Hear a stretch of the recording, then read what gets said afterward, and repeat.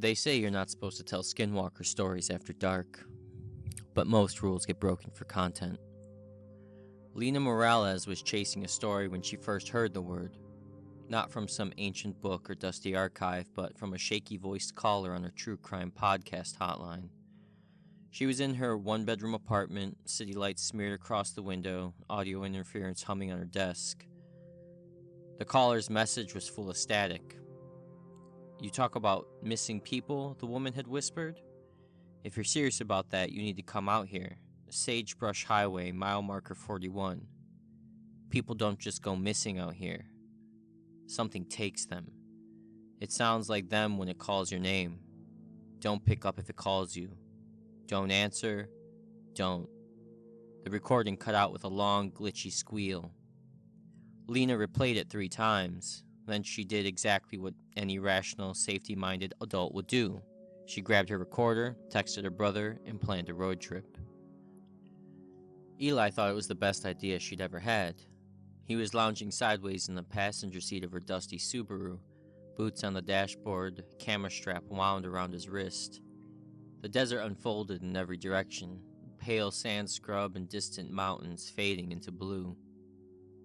"Missing hikers, weird calls, spooky highway," he said, tapping the back of her seat in rhythm with whatever rock playlist he had queued up. "This is like the perfect Halloween special. You're welcome, future ad revenue." Lena smirked and kept her eyes on the road. "It's August," she said, "and this is not a Halloween special. This is a 3-part investigative series on rural disappearances and law enforcement neglect." The third member of their little expedition sat in the back, headphones halfway off, editing notes in a beat-up spiral notebook. Marco, sound tech, city kid, and the only one with a consistent sense of self-preservation. He leaned forward between the front seats. "I'm just going to say this once," he said. "Let the record show that I suggested doing a nice, safe, cult in the suburbs season instead." "You heard the voicemail," Lena said. "She knew details that weren't public, names, dates. And she also said something that sounds like you." Marco shuddered. "If I hear my own voice when we get out there, I'm quitting your show and starting a gardening podcast." The GPS had given up an hour ago. Now they were following handwritten directions the caller had emailed them. A junction, a gas station, a general store, a long stretch of road with nothing but dirt shoulders and the heat shimmering up from the asphalt. And then, finally, the sign. Sagebrush Highway, mile 41. The number was half shot out, rust running down like dried blood. "Charming," Eli murmured, lifting his camera. They found the town another 10 minutes down a cracked side road that looked more like a suggestion than a real turnoff. 3 trailers, one leaning shack that might have once been a store, a scattering of rusted cars, and an old RV with faded flowers painted along the side. The sky was turning the deep, bruised purple of late evening by the time they pulled in.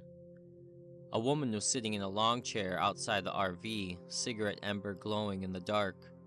A big, elderly dog lay at her feet, patchy fur moving with each slow breath. She watched their car roll up with the flat, unimpressed stare of someone who'd seen too much and didn't expect much from the world anymore. "You Morales?" she called before they could even introduce themselves. Lena blinked. "Yeah, I'm Lena, and this is my brother Eli and my producer Marco." She lifted the recorder instinctively, then thought better of it and let her arm drop. "You must be Rosa." Rosa nodded once. "You parked crooked," she said.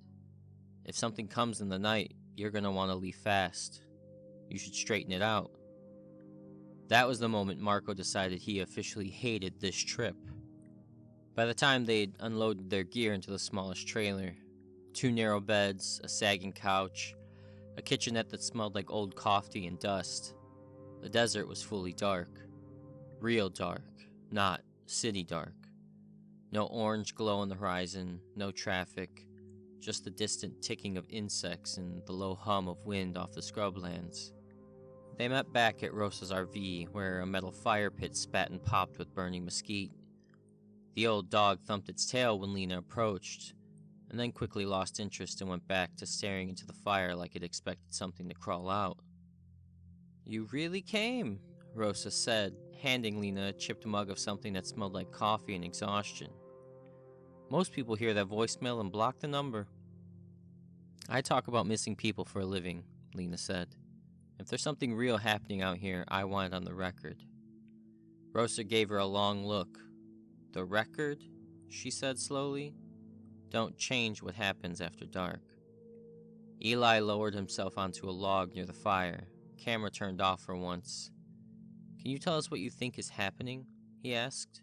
"We won't record without your permission. This is just background." Rosa took a drag of her cigarette and stared past them out into the dark.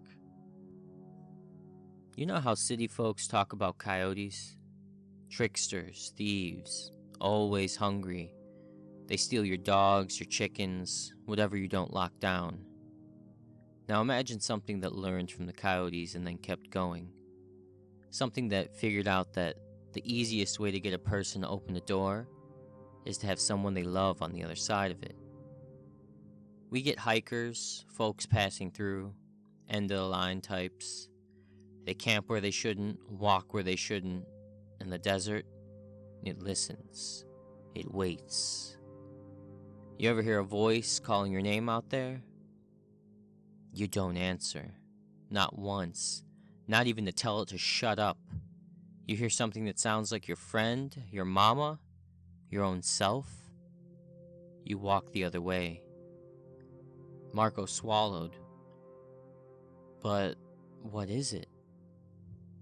Rosa hesitated. The dog raised its head suddenly, nose testing the air. "Different folks have different names. Out here, old-timers call it a skinwalker. Thing that wears you like a coat. Thing that takes your face and your voice and your little laugh. Leaves the rest somewhere the coyotes can't even find." The wind rose again, humming through the scrub like a held-back scream. Lena found her voice. "The missing hikers? You think that's what took them?" Rosa exhaled smoke and something heavier. "I think they answered when they should have kept their mouths shut. And I think you should get what you need for your story in one night and leave fast." Eli chuckled because he always laughed when he was nervous. "Well, good thing we've got cameras and mics, right? If anything weird happens, at least it'll make great audio." The dog turned its head, staring at Eli with cloudy eyes. Rosa's voice dropped. "That's the problem. It likes attention." They set up their gear just before midnight. The plan was basic. A night walk along the stretch of road where most of the disappearances had started. An on-location intro, some atmospheric soundscapes, then interviews with Rosa and any locals they could wrangle in the morning. Lena clipped a small recorder on her jacket and tapped the mic. "Sound check," she said briskly. "August 12th, 11:57 p.m., Sagebrush Highway, mile marker 41. Ambient noise test, 3-person crew, no enforcement presence on site." Her breath puffed white in the beam of Eli's flashlight. "Come on, we walk to the marker, we walk back. Easy." Marco double-checked his handheld recorder and adjusted his headphones. "If I get possessed, I want you to know I better get my own episode," he muttered. The desert swallowed them quickly. Even 30 steps away from Rosa's faint firelight, the trailers looked small and far away, like toys dropped in the sand. The sky was an overturned bowl of stars. The highway stretched out ahead, 2 lines of cracked blacktop vanishing into forever. Their boots crunched on gravel, and for a while, nothing happened. The recording captured only their breathing, the scuff of shoes, and the occasional whispered note from Lena. She pointed out where a hiker's car had been found abandoned, white paint still visible in the dirt, where a shoe had turned up months after, full of grit. "Listen to this," she said softly into the mic. "Multiple disappearances, same 10-mile stretch of road, no official pattern. Locals talk, but they're written off as superstitious. If you look at the map, it forms almost a straight—" "Did you hear that?" Marco cut in. They all stopped. At first, it sounded like the wind pushing through the scrub. Then they heard it again. A whistle. No tune, no rhythm, just 3 rising notes, too precise to be random. Could be the wind, Eli said, though it didn't sound like he believed it. They listened. The desert listened back. Lena. A voice called somewhere off to their left. They all jumped. It sounded exactly like Rosa. Same rasp, same clipped vowels. Lena, you there? Come here a sec. The hair on the back of Lena's neck rose. That sounded close, right? Eli whispered. Marco stared into the dark. Rosa doesn't know we came this way yet, he said. We didn't say. Could be she saw the flashlights, Eli said. Maybe? Lena, the voice called again, slightly higher. Sweetheart, come here. I want to show you something. The recorder picked up the tremor in Lena's exhale. That doesn't sound like how she talks, she said quietly. She doesn't call me sweetheart. Eli called out, Rosa, that you? Silence. Then after a beat, Eli. The voice sounded amused now. Come here, bring your camera, baby boy. Get a good shot. Lena grabbed his arm. She's never called you that. We're going back now. Eli hesitated. Flashlight beam was shaking. Maybe she's messing with us? But his voice had gone thin. The 3 of them stood there in a tight cluster, lights straining against the dark. Okay, Lena said. New plan. We walk back to the trailers. We stay together. If you hear your name, you ignore it. If it sounds like me, ignore it. I promise I will be glued to your side the entire time. Eli opened his mouth, probably to crack a joke, but he didn't get the chance, because the voice called again. And this time, it was Lena's. The recorder caught it in eerie clarity. Her exact tone, the way she said gotta when she wasn't thinking about it, even the slightly breathless edge she got when she was excited. Every part of Marco's brain lit up with recognition. For a split second, he actually turned toward the sound, knees bending, muscles preparing to step. Lena tightened her grip on his jacket. That wasn't me, she said through her teeth. Marco's heart hammered against his ribs. He kept his feet planted. Eli swung his flashlight toward the sound. The beam caught only tangled brush, pale sand, and the suggestion of something low to the ground, too fast to fix on. The light swept over it and it vanished, like turning a page. Dead air hummed in their headphones. I don't like this, Marco whispered. We're leaving now, Lena said. They didn't argue. They walked faster, boots stumbling on loose gravel. The trailer's faint lights bobbed in the distance, growing and shrinking with the terrain.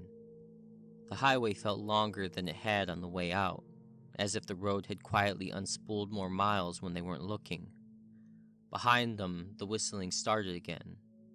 3 rising notes, over and over, not quite in rhythm with the wind. Lena, her own voice called, closer.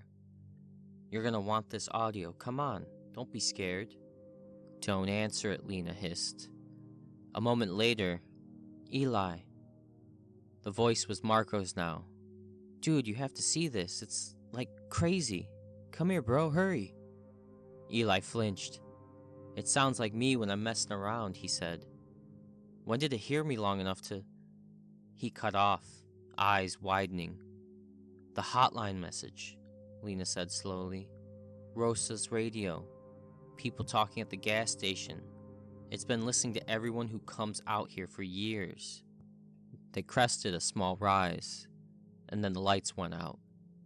1 second the trailers were in front of them, like islands of cheap yellow safety in the dark. The next, everything went black. It was sudden and total, like someone had yanked the sky down over their heads. Eli's flashlight flickered, sputtered, and died. Marco's headphones filled with a high, whining buzz, then static. Don't stop walking, Lena said, forcing her voice to stay low and even. We know the direction. Straight ahead. Somewhere in the black, something laughed. It was not any of their voices, it was all of their voices. Layered, warped, echoing. This is Lena Morales, it said in her podcast intro cadence, bringing you the story of what happens when you listen too closely. The words twisted on themselves, stretching too long, syllables bending. Bringing you the story, it repeated. Bringing you. Marco whimpered. Eli grabbed his arm in the dark. Lena? Eli's voice shook. Please tell me you have a backup flashlight, or a lighter, or literally anything. Her hand fumbled over her pockets. Nothing. And then, soft, almost tender. Eli, a new voice said. Not hers, not Marco's, not Rosa's. Their mother's. Mi amor. It crooned from the dark beside them. What are you doing here?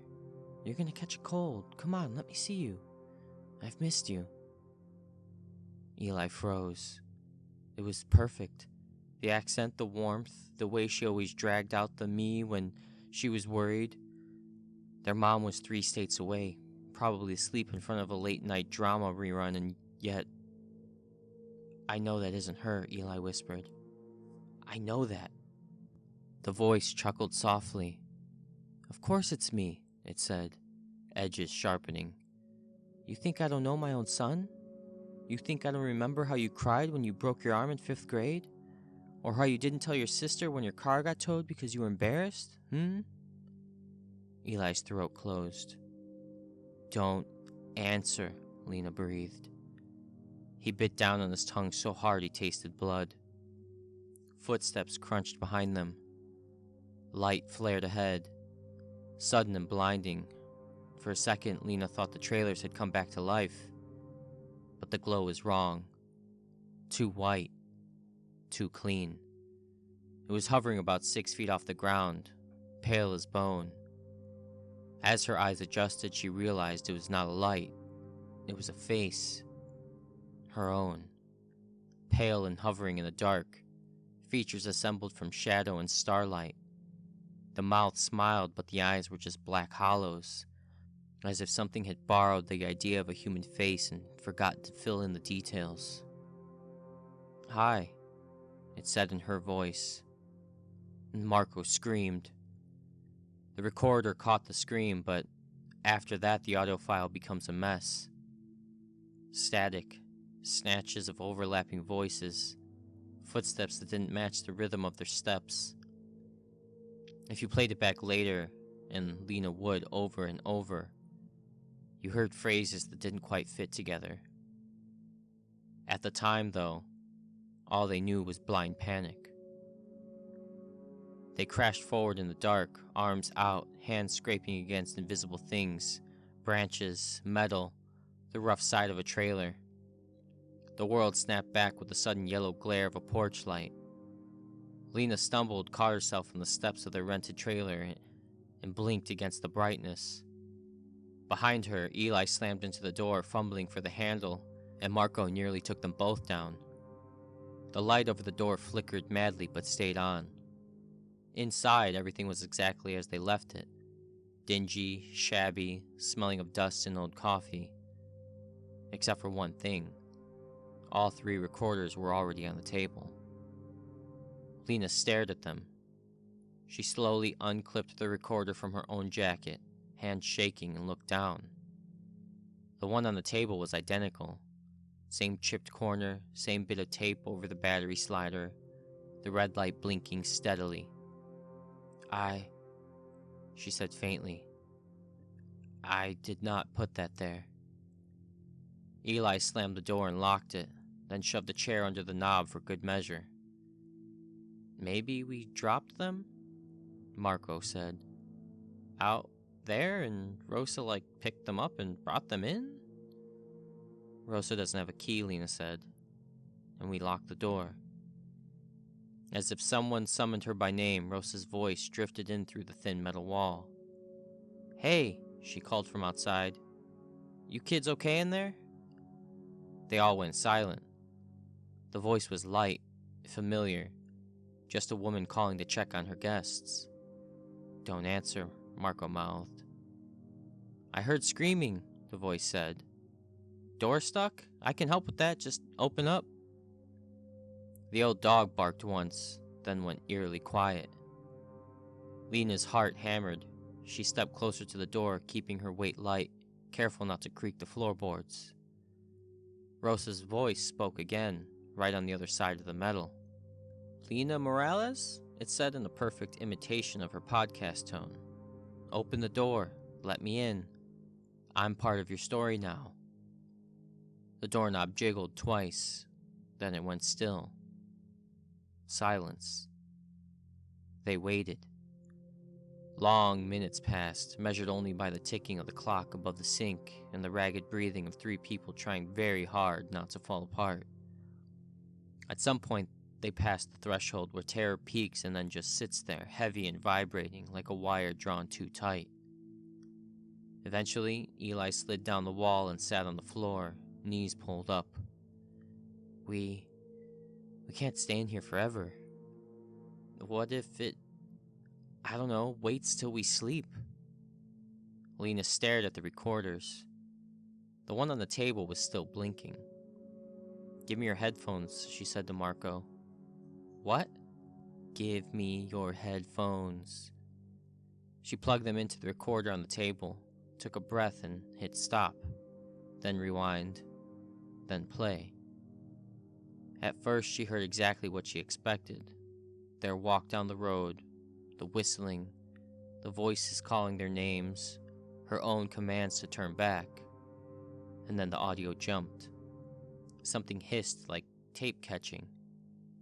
New file, timestamp, 3 hours before they'd even arrived. She heard the creak of the trailer door, footsteps inside, and a low chuckle. Then, chillingly clear, "This is Lena Morales," her own voice said. "Out in the quiet, where no one's really listening. If you hear this, that means I let it in." "What is it?" Marco whispered, and she didn't answer. Lena slowly took the headphones off and placed them on the table as if they might explode. "Guys, it knew about us before we even got here. It's been listening to the show." Eli stared. "Can it travel through recordings?" Her gaze landed on the other recorder, the one in her hand. A terrible idea formed, reckless, possibly suicidal. "Lena," Marco said, reading her face, "whatever you're about to suggest, I hate it." "We called it with intention," she slowly said. "With stories, with recordings. Maybe we can trap it the same way." "That's not a plan. That's a vibe," Eli said. "Got a better one?" she shot back. He didn't. The rules, as far as they understood them, were simple. Don't answer if it calls your name. Don't follow voices into the dark. Don't invite it in. They had already broken all three. So Lena did what she always did when the story tilted sideways. She wrote a new rule. She set the recorder in the middle of the table, pressed record, and leaned into the mic. "Okay," she said. "You wanted attention? You've got it. This is Lena Morales, and this is a message for whatever's out there listening on the wires. You've been using us like a radio tower, riding along our stories. So here's a new one, just for you. Once upon a time, there was a thing that needed people to look at it to be real, to be strong, to wear their faces.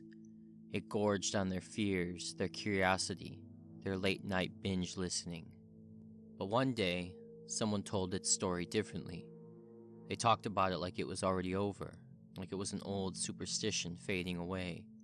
Just a cautionary tale about not staring too long into the dark, not listening too hard when something calls you the way you want to be called. Stories can trap things. They can hold them still, pin them down on the page. So here's how this one ends. Whatever you are out there, whatever you've done, the world forgets you. The highway goes quiet, the missing get their own names back, and you become just another thing people talk about around a campfire. No more wires, no more recordings, no more invitations. The light above the table flickered wildly. Somewhere outside, something slammed into the side of the trailer hard enough to rattle the cabinets. The old dog barked again, high, panicked, then cut off with a sharp yelp. Eli flinched. "Lena," he whispered. "Stop, please." "One more thing," she said to the recorder. "Every story needs a rule, so here's yours. You can't cross this line." She scraped a rough circle in the dust on the table around the recorder with her thumbnail. A small, ridiculous gesture, half remembered from childhood games. "But you can stay in here," she murmured. "Locked in this story, locked in this file. Every time someone plays it, they'll just hear the ending. Not you, just me, and me telling you no." The temperature dropped sharply, their breath fogged. The trailer vibrated with another impact, then another, as if something was circling looking for a seam. The lights blew out, plunging them into darkness. The recorder's tiny red LED burned like an eye. For a second, there was a sound like 1,000 voices inhaling at once. Then, a click. The red light went still. Silence. Real silence. No whispers, no voices, no whistling. Outside, the wind dropped. In the distance, a dog began to bark again, ordinary and annoyed. The overhead light flickered back to life. They didn't sleep. They sat there until dawn, backs against the wall, eyes fixed on the recorder as if it might sprout legs and walk. When the sky finally lightened to a pale gray, they cracked the door and stepped outside. Rosa was sitting by the fire pit, cigar in hand, dog snoring at her feet. She looked up as if nothing had happened. "You look like hell," she observed.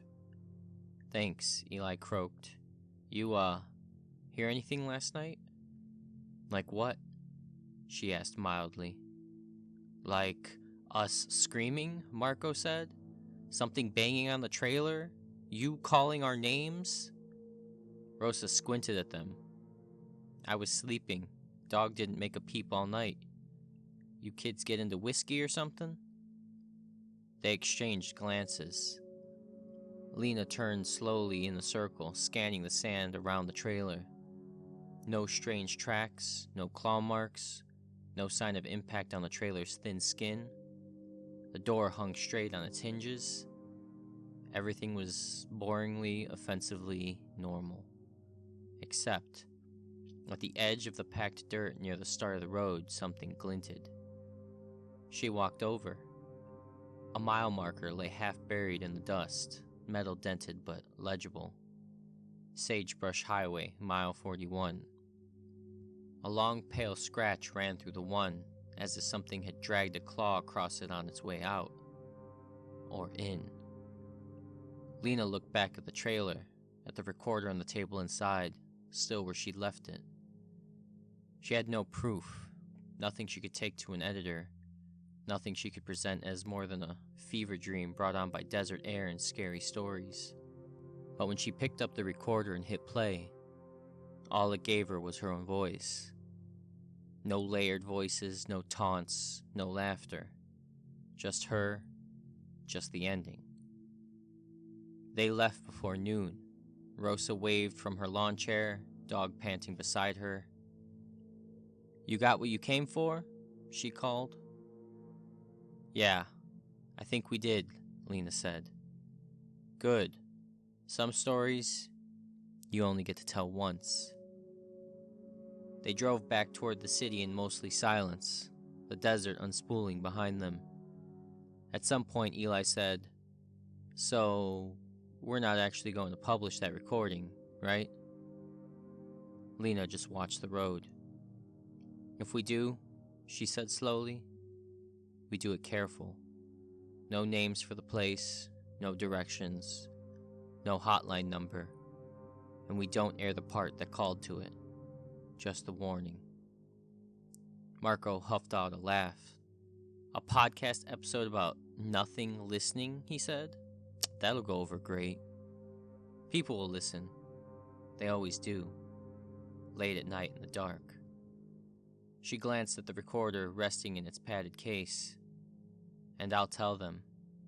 If you hear a name in the static, if you hear a voice that sounds just a little too much like your own, you hit stop, you walk away, and you don't give it what it wants. The highway stretched ahead, long and straight. In the side mirror for just a heartbeat, she thought she saw something standing at the edge of the road where the asphalt turned back to dirt. Tall, thin, head crooked as if listening. Then the angle shifted, sun hitting the glass, and it was gone. She kept driving. So, if you're hearing this now, Lena's voice, the hum of the line, the little hitch in her breath, you might be wondering, was any of it real? Did the Skinwalker learn her name through the wire? Did it wear her voice like a coat and stand outside the trailer door, smiling with a face that wasn't finished? Or was it just three tired people in a lonely place, spooking themselves with their own echoes? Maybe it doesn't matter. Because one last rule came out of that night in the desert. Some stories are safest told in the daylight. And if you ever hear your own voice calling you from the dark, you don't answer.